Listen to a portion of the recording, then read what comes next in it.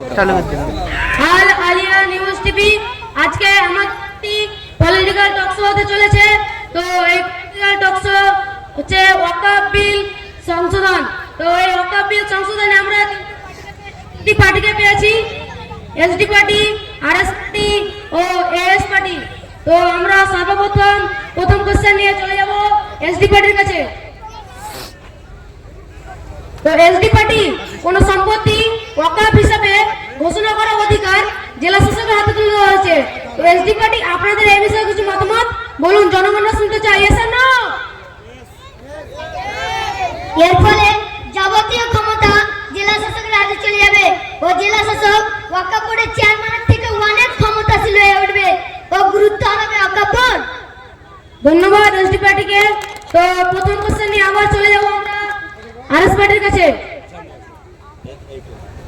RS party মৌখিকভাবে মসজিদের মুতাল্লি নিয়োগের ইসলামিক রীতির নিয়ম কি ঠিক? তো আরএস পার্টি আপনাদের এই বিষয়ে কিছু মতামত? আপনারাই তো জানেন এই ইন্ডিয়ান কন্ট্রাক্ট আইন 1872 খ্রিস্টাব্দে মৌখিক চুক্তিতে এটি বৈধতা দেয়। ধন্যবাদ আরএস পার্টিকে। তো আমরা চলে যাব এবার এএস পার্টির কাছে প্রথম কোশ্চেন নিয়ে।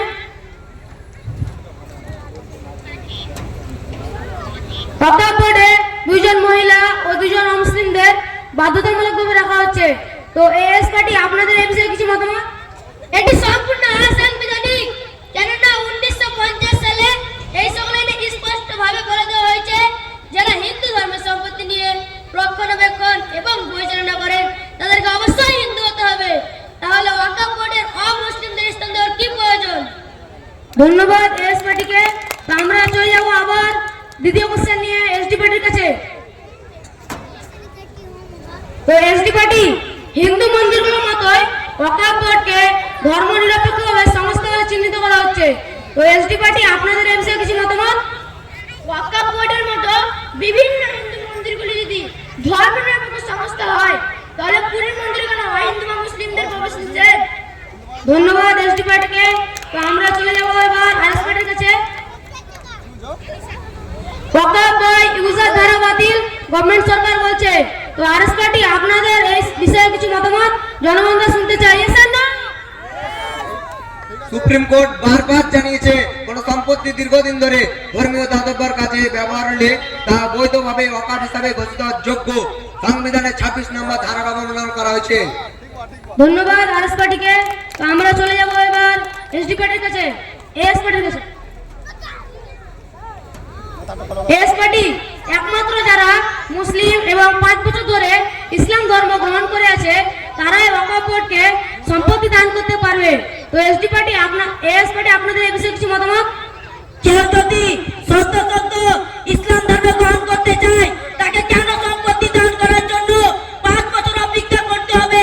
এটা সম্পূর্ণভাবে অসাংবিধানিক।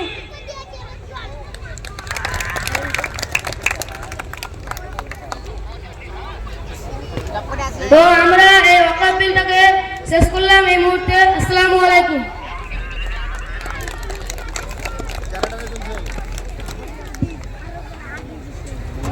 অসংখ্য ধন্যবাদ আমাদের প্রত্যেক প্রতিযোগীকে। আপনারা দেখলেন মঞ্চ উপস্থাপন করলো ওয়াকফ বিল। ওয়াকফ বিল আসলে কি অনেক কিছু বলে দিল, অনেক কিছু এক্সপ্লেন করেছে ওরা। আমরা বিশদার কিছু বলছি না, সময়ের খুব অভাব। তো বিষয়টা হচ্ছে কি ওয়াকফ বিল নিয়ে পক্ষে বিপক্ষে আলোচনা হলো। সরকার কি চাইছে, একটা জনগোষ্ঠী বিশেষ করে মুসলিম জনগোষ্ঠী আমরা কি চাইছি, এই নিয়ে একটা বিষয়। যাই হোক, আমরা পলিটিক্যাল ইস্যুতে আর বেশি কথা বলছি না। আমরা শুরু করব এখন আমাদের খুব এন্টারটেইনিং ইভেন্ট, খুব মজাদার একটা শো। যেমন খুশি তেমন সাজো, গো অ্যাজ ইউ লাইক। আমরা যাদের নাম ঘোষণা করছি